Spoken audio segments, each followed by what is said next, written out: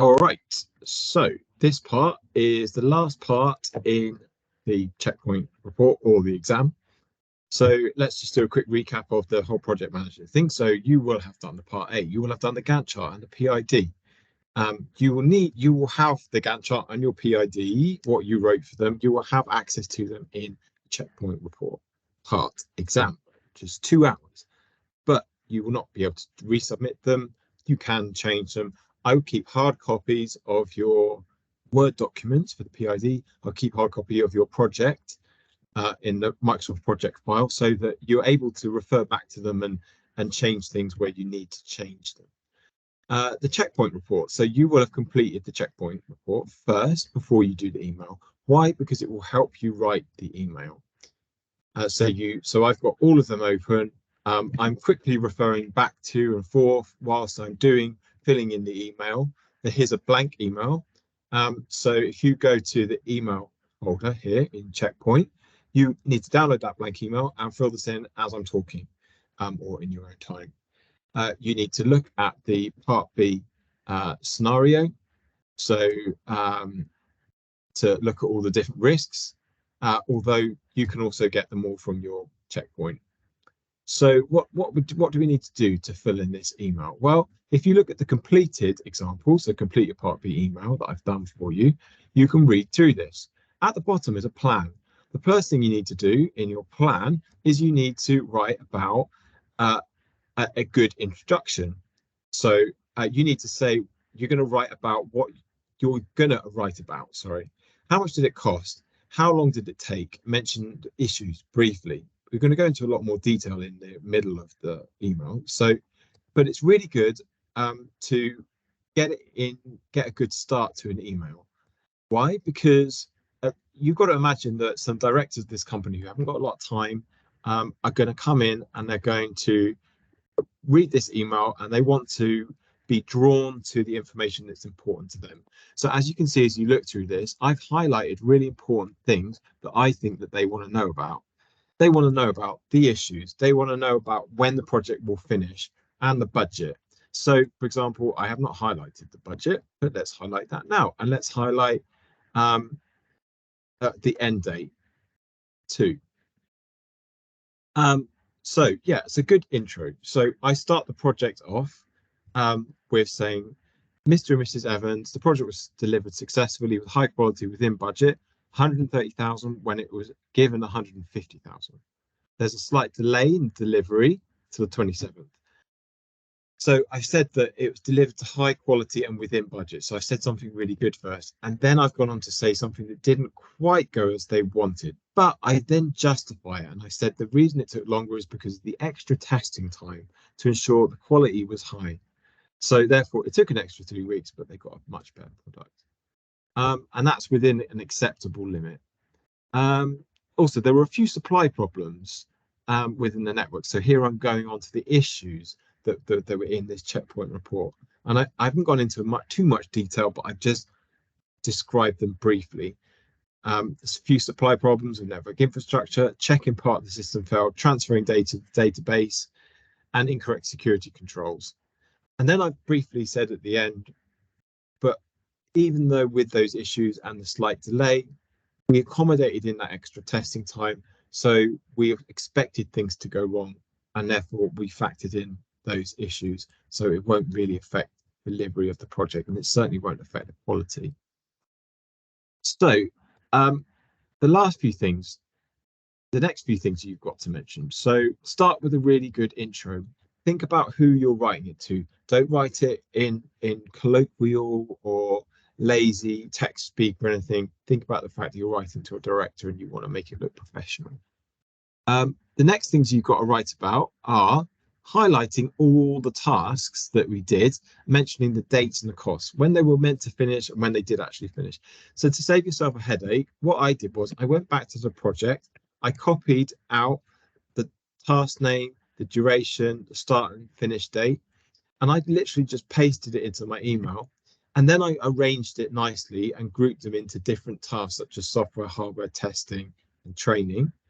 But to save myself that laborious task of copying out, I could just copy everything in. like that. And then I just separate it out neatly into those different groups. But you've got to really break down these tasks to the person reading it, and you've got to say when what the task was, how many days it took, when it started, and when it finished. So for the smartphone and the interface, there was no delay to it. But for developing the relational database, there was an issue transferring the data from the old system, so it delayed it by 4 days. So they're drawn into that information about something being delayed. The same with the smartphone app. Because of the check-in part failing, it was delayed and it took an extra 5 days. So instead of finishing on the 25th of the second, it finished on the 5th of the third. The last thing you've got to do with each one of these sections on all the different tasks is you've then got to say and refer back to your risk analysis, which you would have discussed in your PID here, and say whether or not you predicted that problem coming up. It doesn't matter if you didn't, but what you need to say is things like this. So the problems with the database and check part were not something I considered. Okay, fine. But obviously they could have been of high severity if not fixed. But we did plan 3 major, 2 minor faults. We had an extra 22 days for each testing task. So this should have been considered and accounted for, even though I didn't imagine it. You might also want to say something like what your contingency plan was. So if the check-in part was failing and transferring the problems with the database, what might you have done to mitigate that risk in future? So you might say in future, I will mitigate these risks by having a backup database also developed, and by having very experienced contractors to hand to help fix any of these issues.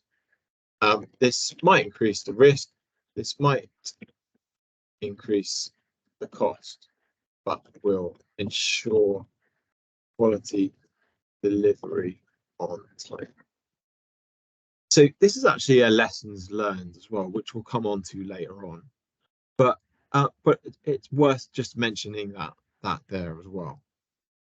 So the next thing, so I've separated all these different tasks into software and hardware and testing.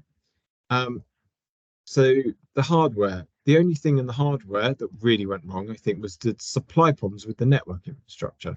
But I've said what the delay cost us. It cost us 5 extra days and 10% increase. And I said how much the cost increased to. And then at the end here, I've also said what the severity of that was and whether I considered the risk, which I did. If you look back, I said the equipment doesn't work or not delivered. So I did consider that risk. I actually said the risk was low, the severity of it was low, and I did consider it. And what was my contingency plan? Make sure we can reorder from a different supplier quickly. Maybe we should add that in as a contingency plan. I changed the language a bit to make it make sense. Made sure we could reorder from a different supplier quickly. Different suppliers quickly. Use the spell check. Use the grammar check. This is a professional email, and if you look in the mark scheme on this, I should have highlighted this earlier, you get 4 marks just for how you write it and who you're addressing if you do that accurately and use good English. So again, if you want to see that mark scheme, we go back to the root folder, we look at the mark scheme, we load it up, we go all the way down to email, and you can see here, if we zoom in, there are 4 extra marks for communication skills for intended audience, using accurate vocabulary and appropriate language to convey the required information in a suitable way for the intended audience. So that's what I'm doing here. I'm just double checking everything and making sure it makes sense in this email, even though I am actually copying a lot of the information from my PID or from my checkpoint. And in actual fact, a lot of this stuff here, I've said about the risk analysis, I have already discussed in lessons learned in the checkpoint. So I did actually copy this over into my email here, but I just added a bit on and taken other bits of information, like what I did as a contingency plan from my PID, and I've added it in there. So the testing, I don't think the testing was affected by any of the checkpoint issues. And the training was, though. I think that the training, because the incorrect security controls, that wasn't something that I considered as a risk, but it was actually quite a high risk issue and something I should consider in future. Can delay the project by 7 days. So if there is, if you feel that some of the issues are not accounted for in your extra testing time, but you still need to increase the length of that task, you can go back into, you can get your project thing to calculate it. So originally this was 3 days, right? And it's going to take an extra 7 days. So that's going to be 10 days. So it's going to push it out from the 27th. So I don't have to count the days. It will do it for you. So it will end on the 6th of the 5th. And that's what I've done here. I said it's delayed it by 7 days. So it will finish on that date there. So use your original project file that you've already saved, and help that to, although you won't be able to resubmit it, but use it to calculate any extensions or dates you need, so you don't make a mistake. And justify and explain it, like for example, I think that maybe the incorrect security controls, perhaps that could come under testing time, but the fact that you've got this issue pushing it forward 7 days means that you can't start the training until that's been finished. So it's going to be 10 days before that task starts. So you've got, as long as you follow a logical thread in your reasoning, you can get away with saying whatever you think is reasonable, I think. But really, like, testing has been accounted for, so these extra issues should have been absorbed by that testing time. Right, the last thing you've got to do. So we've done all of this. We've done the intro, we've done the middle bit where we're going through each of the smart tasks, saying which issues were affected, how much it pushed it forward by, how much the cost was increased, what you did to mitigate the risk, what were your contingency plans. You then need to end it well. How are we going to end it? With lessons learned. Well, where have we done lessons learned before? We've done it in the checkpoint here. Communication was key, blah, blah, blah. I've literally copied this bit over into my email as a paragraph. I highlighted the things that I thought were important. I checked that it made sense in this context as an email. It was addressing the right people.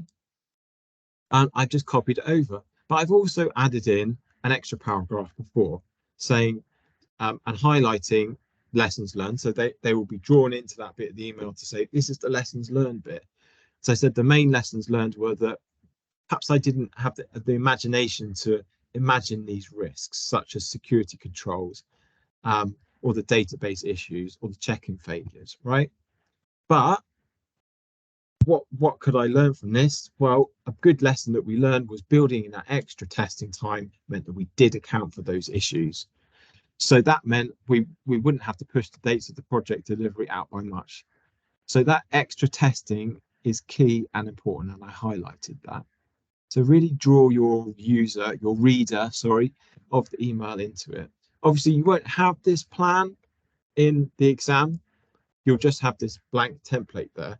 But if you get enough practice and remember what you've got to write about, and you'll be able to do it without thinking about it. And a lot of it will just come from everything you've written before. So to highlight, to recap quickly, the intro, make it a good intro, draw them in, say the positive things before you say anything bad that went, and then say give a summary of what those issues were that are highlighted and how maybe you accounted for it. Then go through in detail all the different tasks and then highlighting which tasks were delayed and give actual dates and say what the delay was. Make sure you highlight the information in bold that you think you want to draw the user to. Then say for each of the tasks, say for software, say whether or not you considered those risks, those problems, and say how you mitigated against them, or what contingency plan you would have come up with if you hadn't guessed that was going to happen. And the same thing for the hardware. We did predict that one. So I just copied in what contingency plan I already said I had in place. And for the training, I didn't consider it, but I think it was high risk. And maybe I could have added a bit in about a contingency plan there as well. How can you protect against some of the risk? The only way you can really protect against risk is to build in extra testing time. And the last thing of the main lessons learned, really, the last thing you've got to do, sorry, is sum up everything, make a good end to it, showing that you're able to reflect on your performance and bring the things you learned into a new project so you'll get more work. Like, is that talk about the lessons learned, saying I had inability to manage. My inability to imagine could be improved, but really I did imagine it because I built in that extra testing time and my communication was key. And finally, don't forget to sign it off. Make it professional. Say, yours sincerely, Ben Smith. And that's all you need to do to finish this part of the exam. I'd spend an hour on the checkpoint and an hour on the email. They're both as important as each other. They both cross over in many places. Do the checkpoint, copy the information over, make your life easy. Make sure you've got multiple backups of your original project and the original PID, so you can copy information from it easily and view it. Of course, you can't resubmit the PID or the project file in the checkpoint part of the exam, but you can go in and copy information from it and change it and use the tool to manipulate and give you the correct dates. And that's all you need to do. So thank you. Remember to like and subscribe.